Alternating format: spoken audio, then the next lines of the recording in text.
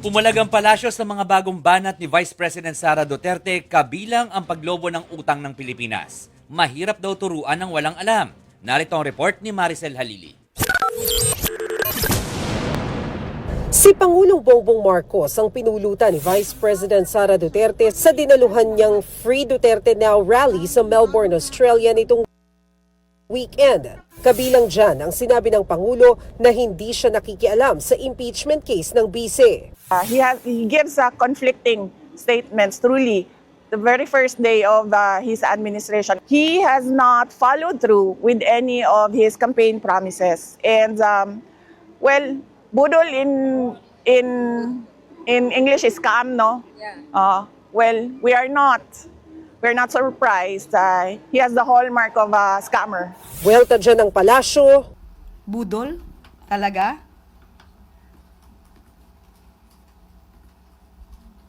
Hindi ko alam kung sino ba ng budol. Hindi sa pag-uutos sa amin na focus sa trabaho at hindi pamumulitika?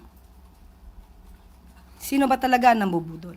Dagdag pa ng bise, nagsisisi siyang nakipag-uniteam noon kay PBBM. Unfortunately, I did not vet properly. I apologize for that decision, ma'am. To run with Bongbong Marcos. Si PBBM ba, nagsisisi kaya? Wala po ako nadidinig sa Pangulo na siya po ay nanghinayang. Kung siya man po ay nakipag-team up sa Vice Presidente. Kung may nagsisisi man na sa kanya ay maka-team up siya, it's their loss. Not the President's. Kinwestiyon din ni VP Sara ang paglobo ng utang ng Pilipinas sa 16 trillion pesos gayong wala naman daw nakikitang proyekto. Buwelta ng Malacanang galing sa Duterte administration ang utang.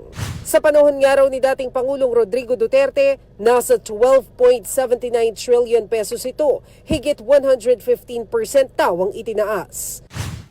Mahirap turuan ang walang alam at walang balak umalam. Mahirap din buksan ang mata ng bulag at nagbubulag-bulagan.